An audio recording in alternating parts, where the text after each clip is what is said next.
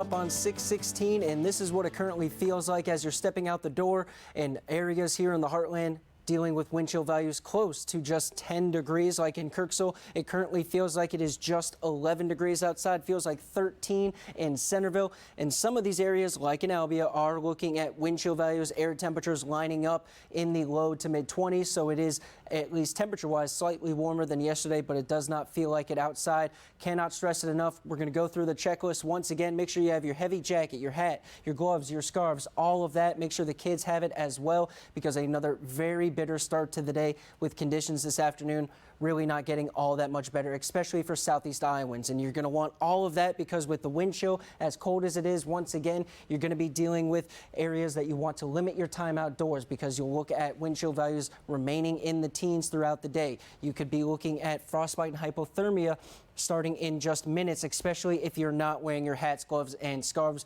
Dealing with exposed skin outside for extended periods of time is not something you want to do today. So bundle up, folks. Good news is, though, after today, we have much warmer weather finally returning, so we just need to get through one more just bitter cold forecast. And over the next few hours, temperatures are just going to slowly work their way out of the low to mid 20s. Wind chill values are still going to be hovering in the teens. And though while we are going to see some cloud cover this morning, it will end up being another nice looking afternoon, much like yesterday, with a very gorgeous looking day, albeit a very bitter feeling day. So that's going to be another kind of forecast we're dealing with, as temperatures really, especially across southeast Iowa, struggle to reach into the low 30s. Most of northeast Missouri should be anywhere from the low to mid 30s. And then overnight tonight, a warm front lifts across the area quickly, and that overnight low struggles to fall really by much away from where our high temperatures are going to be today. So the good news is we are going to see that warm up coming very quickly heading into the area tomorrow. And by the time you're heading out the door tomorrow, you may actually see temperatures already into the upper 30s. So here's how everything is going to play out. High pressure is going to depart the area today,